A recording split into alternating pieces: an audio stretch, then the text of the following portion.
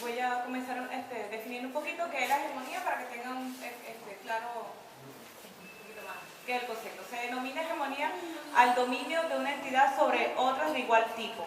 Se puede aplicar a diversas situaciones con el mismo significado. Un bloque de naciones puede tener hegemonía gracias a su mayor potencial económico, militar o político. Y ejerce ese poder, o esa hegemonía, sobre otras poblaciones, aunque ellos no las deseen. Por hegemonía mundial se entiende por el dominio del mundo, o sea, el dominio del mundo por parte de una sola nación o un grupo de naciones a otros continentes, a otros países. Hegemonía del pensamiento conservador. La hegemonía conservadora se inició en 1830 y se extendió hasta 1930. Es definido por una sociedad y una jerarquía.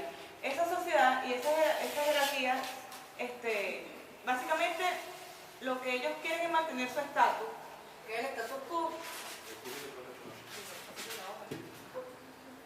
¿Qué es el status quo? O sea, siempre mantenerse dentro de su sociedad, mantener sus bienes, mantener su tierra, mantener siempre su estabilidad. El espíritu conservador lo relacionamos con las fuerzas que se oponen al cambio, al libre pensamiento, a las innovaciones, básicamente el cambio de la era moderna. Los conservadores se ven contaminados por el dogma, la superstición y la intolerancia. Ellos básicamente seguían por sus tradiciones, por sus creencias, tienen muy arraigado la religión, tienen muy arraigado ese tipo de cosas.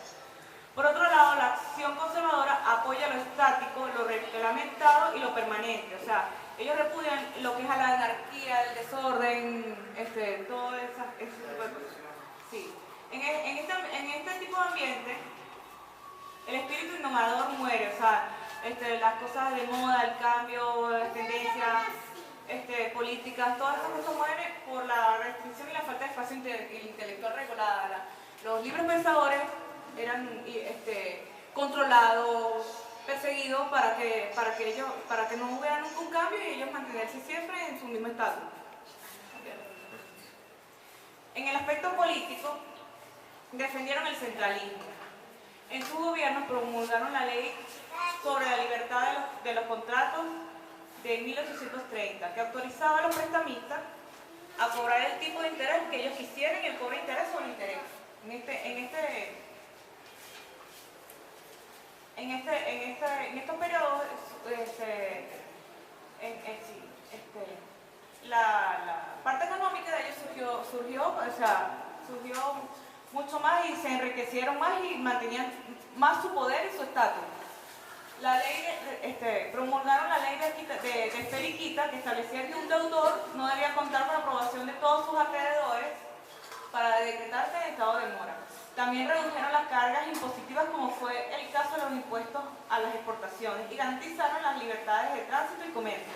O sea, hubo mucho flujo de mercancías, se expandieron comercialmente. En cuanto al tema religioso, los conservadores crearon la ley de libertad de culto. A pesar que ellos no se llevaban por el dogma, ellos también como que se dieron un poquito esa parte, y crearon la libertad del culto en 1834, igual que aquí. O sea, todo está en... Se eliminaron el diezmo como tributo obligatorio. No es como ahora, que ahora el diezmo se ve a conciencia tuya, tú das lo que tú quieres. Ajá. Y quitaron el fuero de los sacerdotes, o sea, le quitaron el poder. Antes la iglesia dominaba mucho bienes materiales, terreno, casas, tenían riquezas y manejaban mucho eso. Baja. Lo van a nombrar algunos de algunos, todos los presidentes conservadores que han tenido Venezuela, para que tengan un poquito más base de lo que viene más adelante de mis compañeros. El primer gobierno conservador que se estableció en Venezuela fueron los de José Antonio Páez. Él tuvo varios periodos presidenciales. Desde 1830, claro, no fueron continuos, fueron interrumpidos, hasta 1843. el de José María Vargas en 1835 a 1836, el de Andrés Navarrete de 1836 a 1837, Carlos Soublette de 1837 a 1839, y tuvo otro un periodo que fue de 1843 al 47. En el 1847, Páez impuso como candidato presidencial a José Tadeo Monaga. Monaga es presidente electo de Venezuela por el Congreso nominado por los conservadores en esa época. Sin embargo, él terminaba al final rompiendo con el grupo de conservadores. Él tuvo una ruptura política, de sus ideales políticos, y se desprendió del movimiento conservador de aquella época. Tenemos a Pedro Gual, que fue en 1849, también 59. Manuel Felipe Tovar, de 1859 a 1961. 1800. Y volvemos otra vez con José Antonio Páez en 1861 a 1863. Durante estos años, los conservadores se enfrentan, empieza la guerra liberal en ese momento, con los liberales en la guerra federal. Después de la Revolución de Marzo de 1858, hecha por los liberales y los conservadores, Julián Castro es designado presidente, pero la unión conservadores y liberales se rompe al poco tiempo. Luego del derrocamiento de Castro, los conservadores ponen en el gobierno a Pedro Gual, Manuel Felipe Tovar y a José Antonio. Durante estos años los conservadores se enfrentaron a los liberales en la guerra federal. Más adelante mi compañero le va a hablar lo del federalismo, la guerra federal, por eso que no hago mucho. En 1868 los conservadores, entre ellos Carlos Soublette, apoyaron junto a varios miembros del Partido Liberal la Revolución Azul de José Tadeo Monaga. El presidente siguiente, José Roberto Monaga, que acaba de destacar que fueron dos Monagas, fueron rodeándose de miembros del Partido Conservador, lo que ocasionará la Revolución de Abril liberal de Guzmán Blanco en 1778.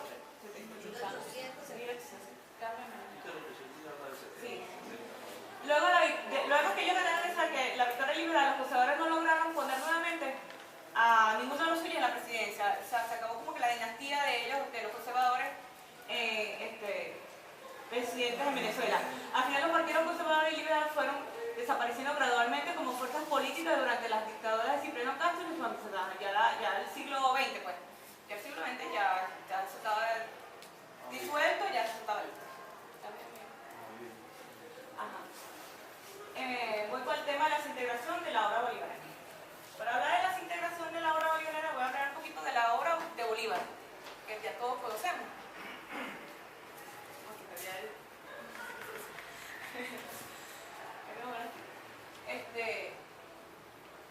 Vamos a hablar de la obra de Bolívar. La obra de Bolívar, que todos conocemos, y gracias a nuestro presidente Chávez, ha hecho muchos esfuerzos de ahorita glorificar y ayudarnos a entender más la historia. El pensamiento, el bolivarianismo, ¿verdad? Que es lo que se está tratando de conservar, es el pensamiento político basado en la vida y obra de Simón Bolívar. De ahí nace todo el pensamiento, todo lo que es toda esta corriente ideológica que nació, revolucionaria, que nació de él. Y todo ese pensamiento político, toda esa corriente abarca todos estos países, los países libertadores, que son Bolivia, Colombia, Perú, Ecuador, Panamá y Venezuela. Distintas corrientes políticas, para defender sus propios ideales y proyectos, usan los ideales de Bolívar, ¿verdad?, a su conveniencia. Ya sea extrema derecha, extrema izquierda, cada partido político, conservadores y liberales, manipulan y usan los conocimientos que no necesitan para su propio beneficio. La figura y el pensamiento de Bolívar ha sido evocada en América Latina por distintas corrientes políticas para defender eso.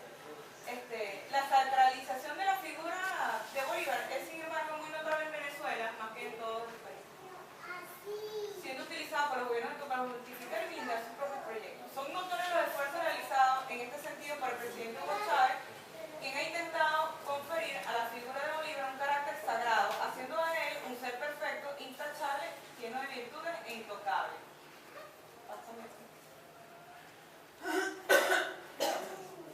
La obra de Bolívar...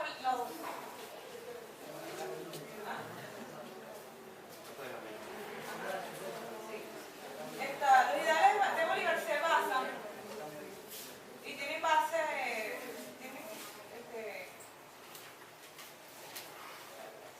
Los escritos de Bolívar durante la lucha de independencia, ¿verdad?, son muy importantes para consolidar la base intelectual del proyecto bolivariano. Entre las fuentes más influyentes que tenemos son las cartas de Jamaica. Estos son los escritos y pensamientos y los hechos que él hizo más influyentes. Son las cartas de Jamaica, el discurso de Angostura, el manifiesto y el manifiesto de Cartagena. Básicamente lo que él quería, o sea, un resumen de todo lo que él quería lograr era el derecho a la educación pública gratuita y obligatoria. Evitar la intromisión de países extranjeros al ideal bolivariano. La dominación económica de las potencias europeas de cualquier país que no comparte el ideal bolivariano. Él no quería que otros países con hegemonía política, económica, militar, dominara su continente, pues, sus países libertados, y por eso que él no... Más que todo las potencias europeas, los españoles, los portugueses, o sea, Inglaterra, todos los colonos que querían... Sí. No. Ajá.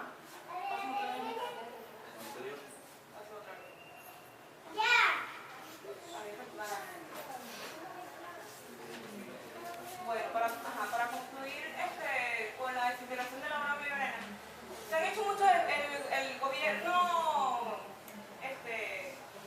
venezolano ha hecho muchos esfuerzos para conservar y prevalecer estas ideas del pensamiento de nuestro libertador Simón Bolívar. Empezando por José Antonio Páez, que firmó un decreto el 30 de abril de 1842, en que otras cosas ordenaba repatriar los restos de Bolívar. Y el segundo caudillo, después de Páez, que volvió a aumentar él volvió a aumentar el culto a Bolívar en esa época. Introdujo la moneda del Libertador y luego se llamaría el Bolívar que usamos. Bueno, el Bolívar que usamos ahorita, Bolívar el fuerte, pero ya de ahí empezó a usarse el Bolívar como moneda. Y ya en la época actual se integró la Sociedad Bolivariana de Venezuela, que ya está en el siglo XXI, por decreto de Elizabeth López Contreras, presidente de Venezuela en marzo de 1938, que está en el 38, siglo XX. Él crea la Sociedad Bolivariana de Venezuela, que desde entonces la institución se ha caracterizado por el estudio y difusión del pensamiento de Simón Bolívar y trabaja por la formación de una conciencia colectiva al ideal bolivariano.